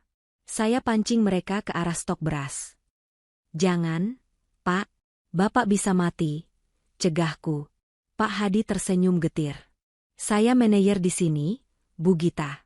Ini toko saya. Nggak ada yang boleh nyakitin orang di toko saya. Tanpa menunggu persetujuan kami, Pak Hadi mengambil sebuah kalengket semprot, stok toko, yang tergeletak di dekatnya. Dia merangkak mundur, menjauh dari kami, menuju lorong beras yang berlawanan arah dengan freezer. 10 detik kemudian, kami mendengar suara kaleng jatuh yang disengaja. Klang. Hoi. Anjing kampung. Teriak Pak Hadi, lalu terdengar suara serot semprotan cat. Bangsa. Matamu. Suara Randy terdengar kaget. Lari. Bisik Yenny. Kami berlari. Meninggalkan Pak Hadi yang sedang bertaruh nyawa demi kami. Kami berlari menuju area cold storage di ujung gudang. Area cold storage atau pendingin daging terletak di sudut paling gelap gudang. Udaranya lebih dingin di sini, bau daging mentah dan darah beku menguar dari balik pintu-pintu besi tebal. Sesuai petunjuk Pak Hadi, di atas deretan lemari pendingin raksasa itu, ada ventilasi udara berbentuk kotak besi berjeruji yang cukup besar untuk dilewati manusia. Cahaya matahari sore yang redup menembus dari sana, menciptakan pilar debu yang menari-nari. Itu, tunjukku. Tapi tingginya sekitar 3 meter dari lantai. Kami butuh memanjat. Ambil palet itu. Yenny menunjuk tumpukan palet kayu bekas. Kami berdua mengangkat palet kayu yang berat itu, menumpuknya satu persatu di depan lemari pendingin untuk dijadikan tangga darurat. 1 tumpuk. 2 tumpuk. Napas kami seperti lokomotif uap. Keringat dingin bercucuran. Saat kami hendak mengangkat palet ketiga, sebuah bayangan muncul dari balik pintu samping loading dock, pintu yang seharusnya dijaga Bu Yuni. Dan benar saja. Bu Yuni berdiri di sana. Dia tidak terlihat seperti ibu-ibu pengajian yang biasa ku kenal. Selendangnya sudah dilepas, diikatkan ke pinggangnya. Di tangannya, dia memegang sebuah benda yang membuatku merinding. Sebuah pemecah es, ice pick, berujung runcing yang biasa dipakai staf gudang untuk memecah balok es batu. Rupanya dia mendengar suara gaduh kami menyusun palet. "Mau kemana, menantu sayang?" tanyanya. Suaranya halus, tapi matanya kosong. Seperti mata ikan mati. "Ibu sadar, Bu?" teriakku, mencoba menyentuh sisa-sisa kemanusiaannya. "Ibu mau bunuh aku cuma demi uang? Aku ini istri anak ibu." "Istri bisa dicari lagi, Gita," jawab Bu Yuni datar, melangkah maju pelan-pelan sambil memutar-mutar pemecah es itu. "Tapi utang keluarga kami nggak bisa nunggu. Kalau kami nggak bayar hari ini, Randy yang bakal dipotong-potong sama lintah darat. Kamu pilih mana? Suamimu mati atau kamu yang berkorban?" Logika yang sakit. Dia membenarkan pembunuhan demi menyelamatkan anaknya sendiri. "Ibu gila," teriak Yeni. "Pergi lo nenek lampir." Yeni melempar botol semprotan yang sudah kosong ke arah Bu Yuni. Bu Yuni menepisnya dengan mudah. Dia bukan wanita tua yang lemah. Hidup keras menghindar dari penagih utang telah membuatnya tangguh. Dia menerjang ke arahku. Ujung runcing pemecah es itu mengarah lurus ke perutku. "Gita, awas." Aku melompat ke samping, jatuh terguling di lantai beton. Pemecah es itu menancap di palet kayu. Tak, begitu dalam hingga sulit dicabut. Bu Yuni menggeram, mencoba mencabut senjatanya. Aku melihat kesempatan. Aku tidak lari. Kemarahan yang selama ini kupendam, atas semua sindirannya, semua paksaannya, dan kini percobaan pembunuhannya, meledak. Aku menendang palet kayu tempat pemecah es itu menancap. Palet itu goyah dan jatuh menimpa kaki Bu Yuni. "Aarg!" jerit Bu Yuni. Tulang keringnya tertimpa kayu berat. Dia jatuh terduduk. Tapi dia belum menyerah. Tangannya mencakar kakiku, kuku-kukunya yang panjang merobek celana kulotku dan melukai kulit. "Mati kamu. Mati kamu pembawa sial." Aku menendang tangannya. "Lepas. Lepasin aku." Yeni datang membantu. Dia mengambil sebuah kardus berisi daging beku yang keras-keras batu, dan menghantamkannya ke bahu Bu Yuni. Bu Yuni mengerang kesakitan dan cengkeramannya terlepas. Dia berguling memegangi bahunya. "Naik. Cepat naik," teriak Yeni mendorongku ke arah tumpukan palet.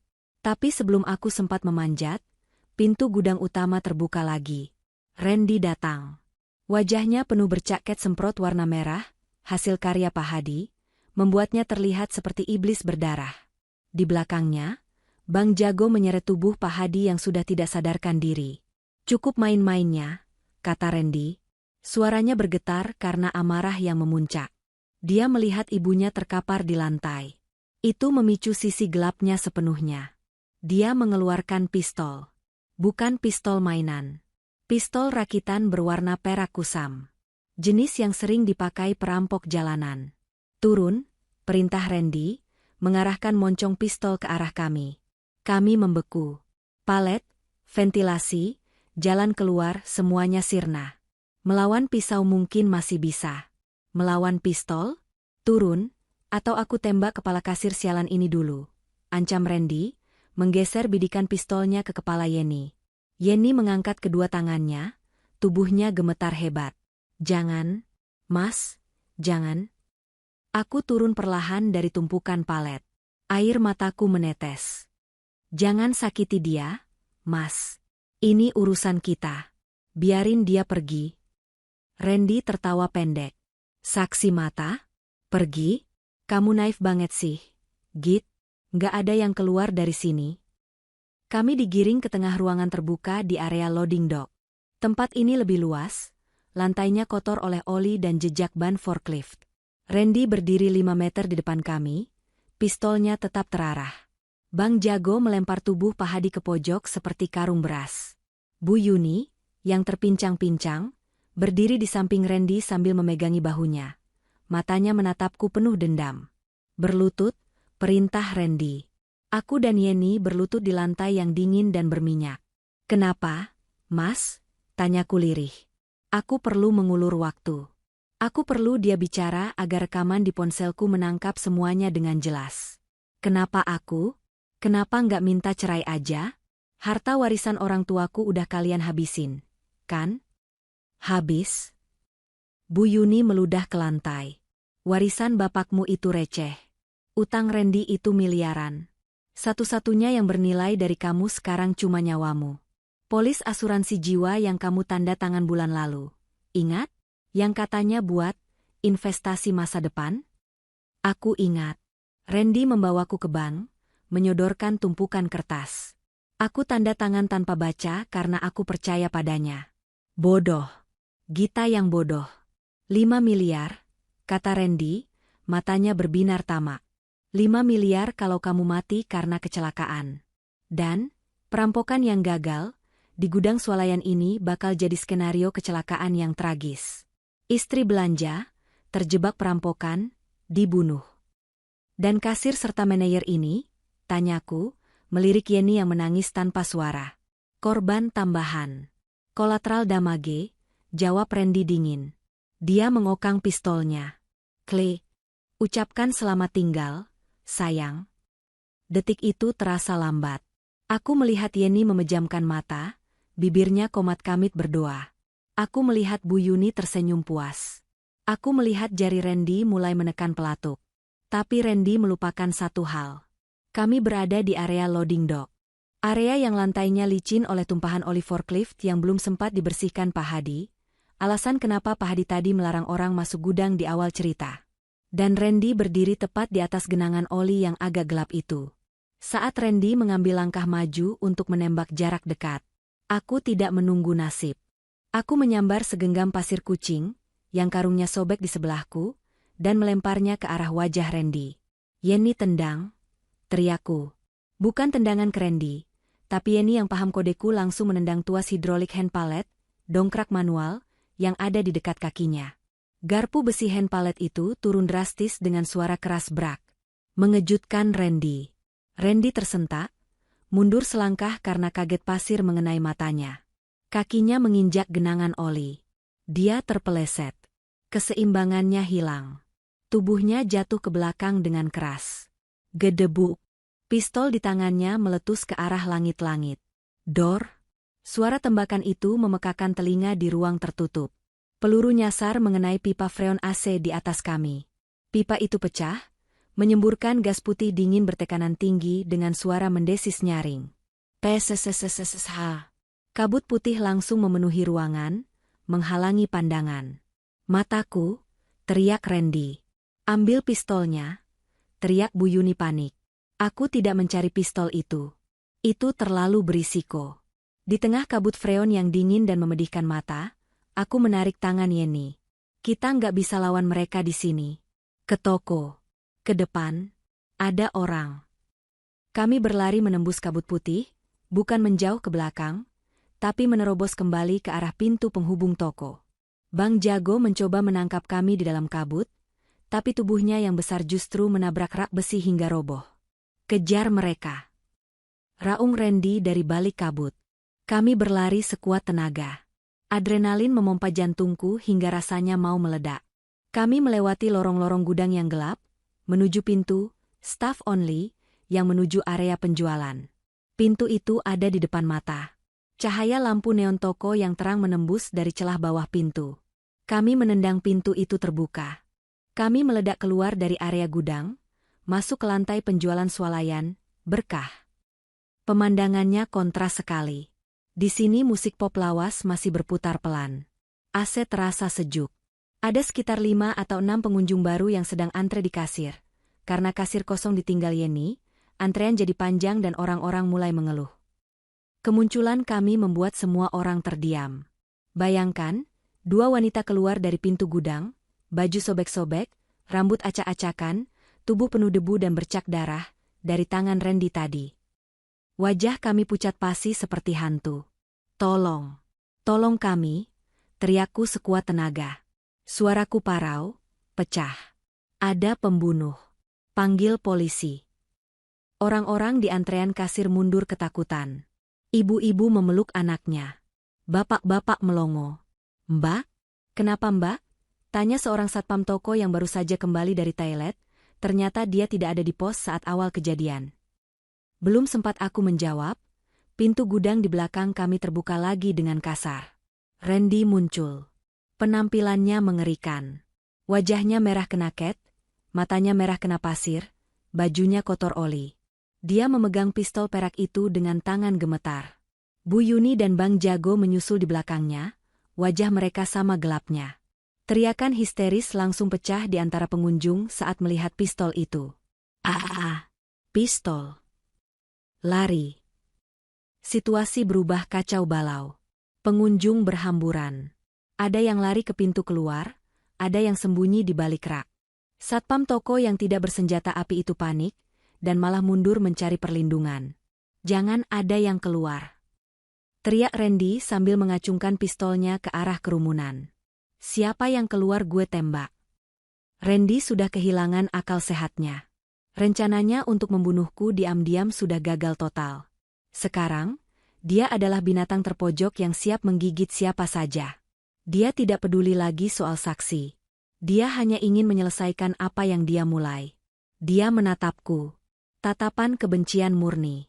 Gara-gara kamu. Desisnya, melangkah maju melewati deretan rak coklat. Gara-gara kamu semua jadi berantakan. Kenapa kamu nggak mati aja dengan tenang sih, Gita? Aku dan Yeni mundur perlahan, menyusuri lorong 3, lorong susu dan makanan bayi. Bapak gila! Teriak seorang bapak pengunjung yang berani melempar kaleng biskuit ke arah Randy. Kaleng itu mengenai bahu Randy.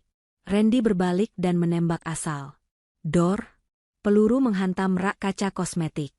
Pecahan kaca berhamburan. Jeritan semakin keras. Bayi menangis kencang. Swalayan itu kini menjadi medan perang. Lari, Git. Lari ke pintu depan selagi dia lengah. Tarik Yeni. Kami berlari zigzag di antara rak, menunduk menghindari pandangan Randy. Tapi Bang Jago lebih cepat. Dia melompati meja kasir dan memblokir pintu keluar utama. Pintu kaca otomatis itu dimatikan saklarnya oleh dia. Terkunci. Kami terkurung di dalam toko bersama para pengunjung lain. Habisi istrinya, Bang. Yang lain urusan belakangan. Perintah Bu Yuni yang kini mengambil pisau dapur dari rak alat rumah tangga. Ibu mertuaku benar-benar sudah menjadi monster. Aku melihat sekeliling. Aku melihat ibu muda yang memeluk anaknya di bawah rak roti. Aku melihat ketakutan di mata mereka. Aku sadar, kalau aku terus lari, orang lain yang akan kena peluru nyasar Randy. Aku berhenti lari. Gita? Lo ngapain? Teriak Yeni. Aku berdiri di tengah lorong utama, di antara rak mie instan dan rak minuman. Aku mengangkat kedua tanganku. Mas Randy.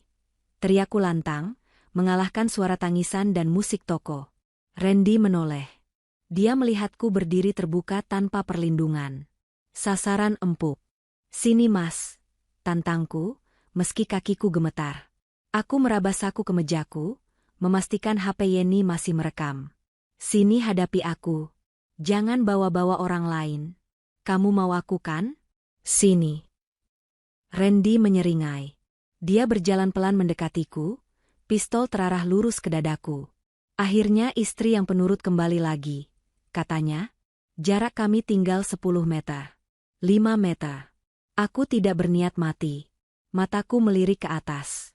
Tepat di atas tempat Randy berdiri, ada papan reklame promosi gantung yang besar dan berat, terbuat dari kayu dan besi. Talinya terikat di pilar dekat rak tempat Yeni bersembunyi. Aku menatap Yeni sekilas. Memberi kode mata ke arah tali itu. Yeni mengerti. Dia mengeluarkan cutter merahku yang tadi kubawa, ternyata dia memungutnya saat kami jatuh. Dia mengendap-endap di balik rak, mendekati tali pengikat reklame. Selamat jalan, Gita, kata Randy. Jarinya menekan pelatuk. Sekarang Yen, teriakku sambil menjatuhkan diri ke lantai. Yeni memotong tali itu. Waktu seakan melambat saat tali pengikat papan reklame itu putus. Papan reklame itu bukan sekadar styrofoam ringan. Itu adalah papan kayu tebal berbingkai besi tua bertuliskan, promo daging segar, yang sudah tergantung di sana sejak swalayan ini dibuka 10 tahun lalu.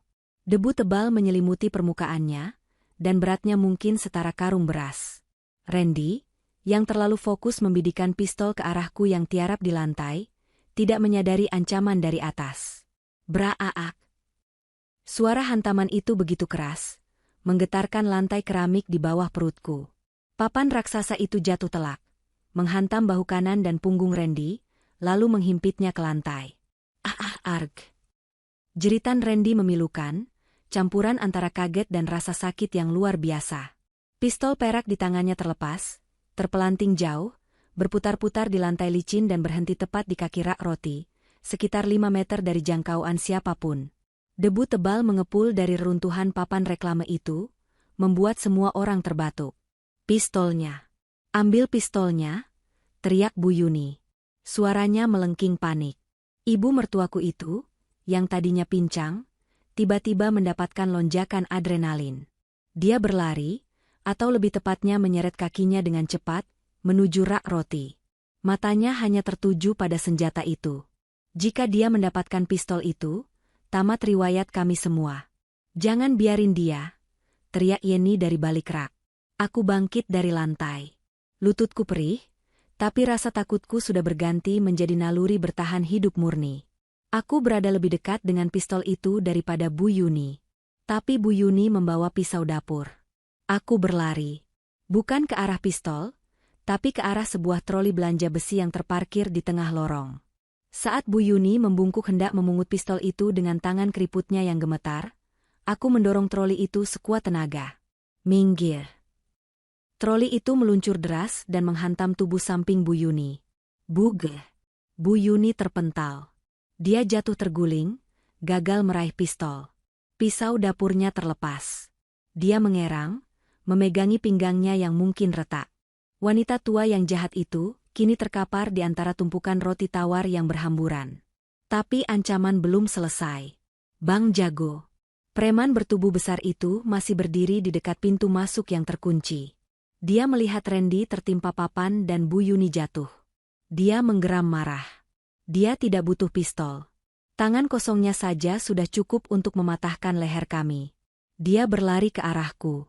Langkahnya berat, membuat lantai bergetar. Mati lo semua, teriaknya. Aku mundur, terpojok. Tidak ada senjata. Tidak ada troli lagi. Yeni masih di balik rak, terlalu jauh untuk menolong. Saat Bang Jago sudah hampir menjangkauku, tiba-tiba sebuah bayangan hitam melompat dari samping. Itu Pak Satpam. Satpam toko yang tadi ketakutan, kini menemukan keberaniannya kembali setelah melihat dua wanita berjuang sendirian. Dia tidak sendirian. Bapak pengunjung yang tadi melempar kaleng biskuit juga ikut maju. Lalu dua orang pemuda, mahasiswa yang tadi antre di kasir, ikut serta. Serbu, teriak bapak pengunjung itu. 4 orang laki-laki menerjang Bang Jago bersamaan. Bang Jago memang kuat, dia berhasil memukul mundur Pak Satpam dengan satu pukulan telak ke wajah. Tapi dia kalah jumlah. Para pemuda itu memegangi kakinya, menjatuhkannya ke lantai. Bapak pengunjung itu, dengan amarah warga yang muak melihat kekerasan, mengambil sebuah tabung pemadam kebakaran, apar, kecil dari dinding. Buk!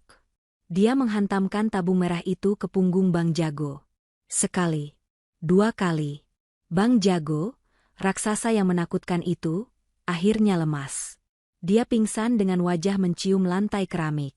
Suasana hening sejenak. Hanya terdengar suara rintihan Randy dari balik papan reklame, dan napas memburu orang-orang. Aku berjalan perlahan mendekati pistol itu. Aku memungutnya dengan ujung jari, merinding merasakan dinginnya logam yang nyaris mencabut nyawaku. Aku menoleh ke arah Pak Satpam yang hidungnya berdarah. Aku menyerahkan pistol itu padanya. Tolong amankan, Pak, kataku lirih. Pak Satpam mengangguk, tangannya gemetar menerima senjata bukti itu. Aku menoleh ke arah Randy. Papan reklame itu masih menindihnya. Dia mencoba bergerak, tapi sepertinya tulang bahunya patah. Dia menatapku dari lantai. Tidak ada penyesalan di matanya. Hanya kebencian. Kamu. Desis Randy, darah segar mengalir dari pelipisnya. Kamu istri durhaka. Kamu bikin suamimu hancur. Aku menatapnya dingin. Air mataku sudah kering. Bukan aku yang hancurin kamu, Mas. Keserakahanmu sendiri yang ngeruntuhin hidupmu. Kekacauan fisik sudah berakhir, tapi kekacauan mental baru saja dimulai. Para pengunjung mulai keluar dari persembunyian. Mereka berkerumun membentuk lingkaran, menatap para pelaku dengan campuran rasa takut dan jijik. Pintu depan masih terkunci, kuncinya ada di saku Bang Jago yang pingsan. Orang-orang mulai mengeluarkan ponsel, merekam kejadian itu. Randy, meski kesakitan, masih berusaha memutarbalikkan fakta.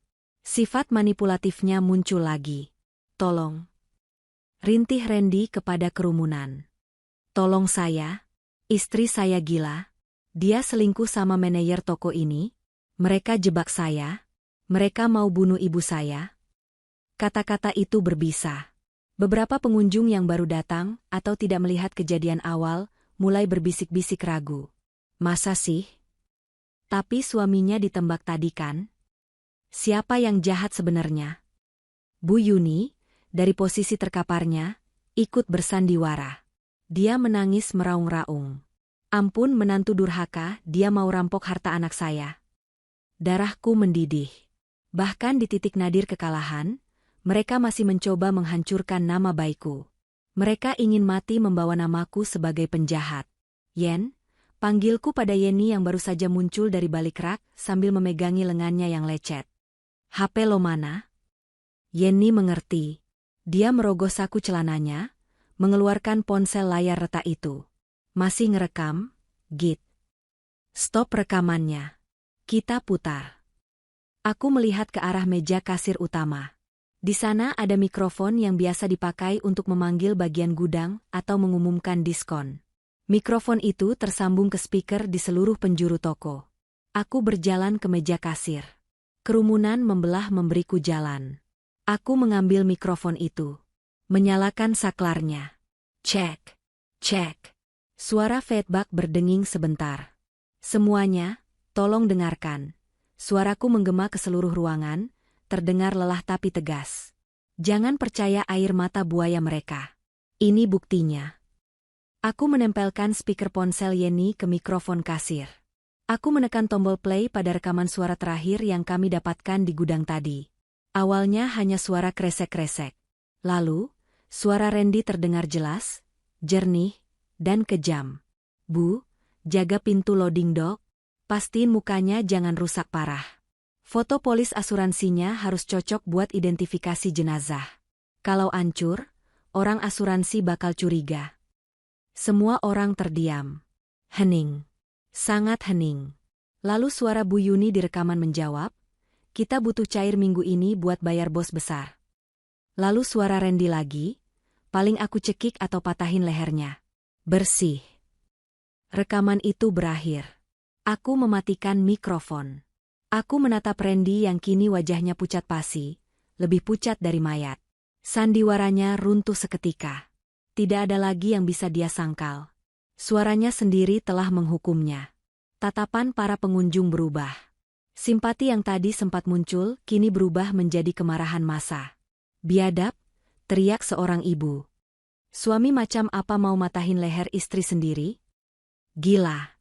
Demi asuransi? Hajar aja Pak.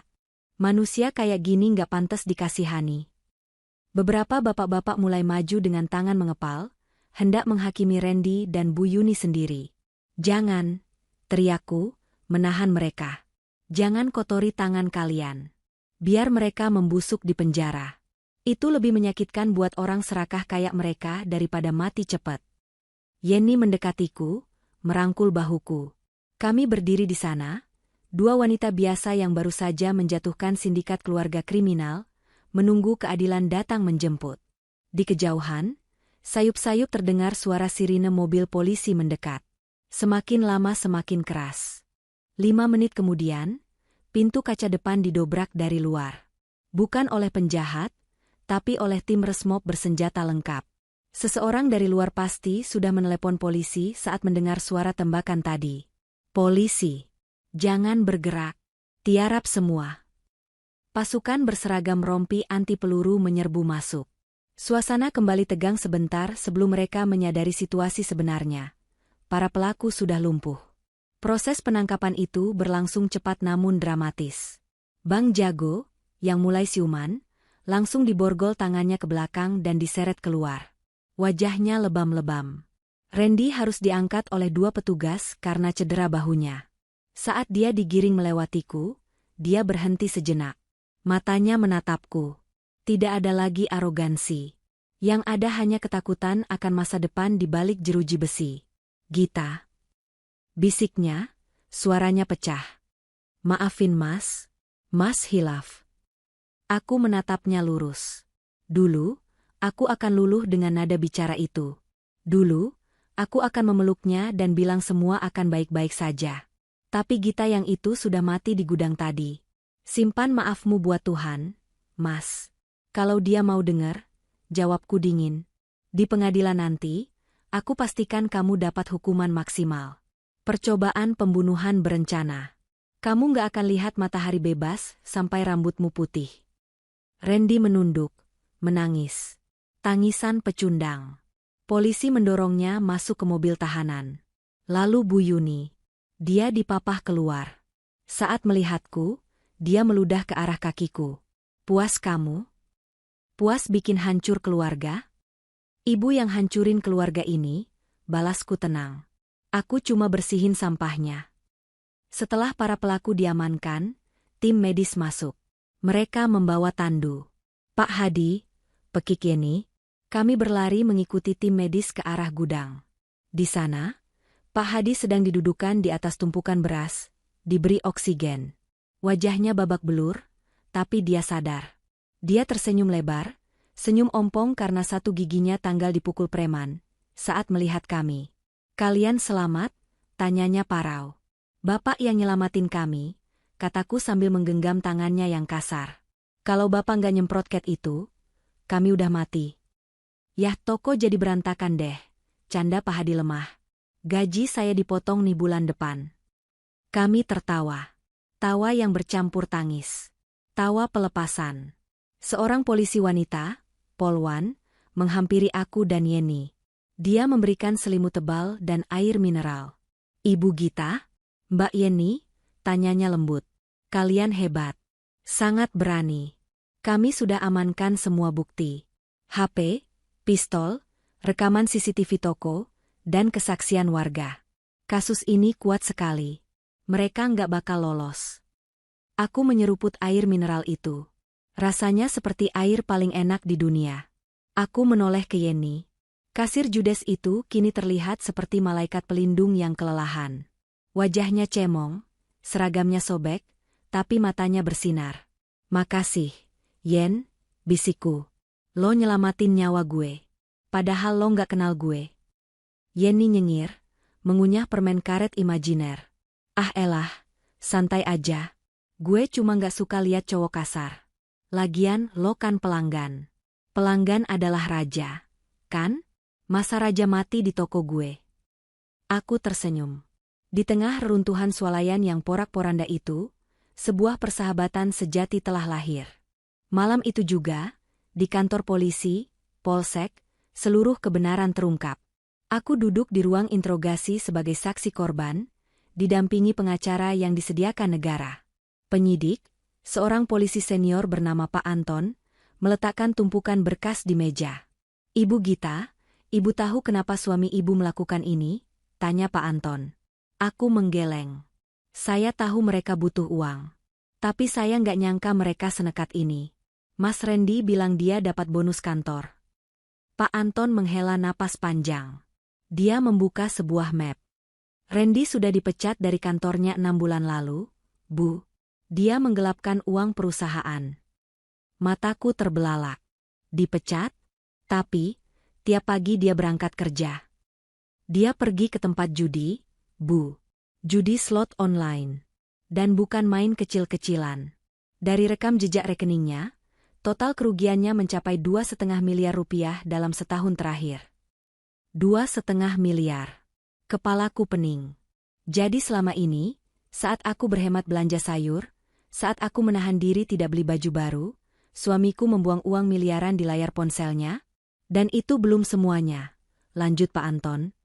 Karena kalah terus, dia pinjam uang. Kepinjaman online ilegal, dan puncaknya kelintah darat, bos dari preman yang kami tangkap tadi. Bunganya mencekik. Mereka kasih tenggat waktu hari ini. Kalau nggak bayar, Randy diancam akan dibunuh. Jadi dia milih bunuh saya buat gantiin nyawanya? Tanyaku getir. Betul. Polis asuransi jiwa ibu. Nilainya 5 miliar kalau meninggal karena kecelakaan. Premi pertamanya dibayar pakai uang sisa terakhir dari penjualan perhiasan ibu mertua. Aku teringat saat Randy memaksaku tanda tangan berkas asuransi itu bulan lalu. Katanya, ini tanda cinta Mas buat kamu. Biar kalau Mas kenapa-napa, kamu terjamin. Ternyata, itu adalah surat kematianku. Ibu Yuni tahu semua ini.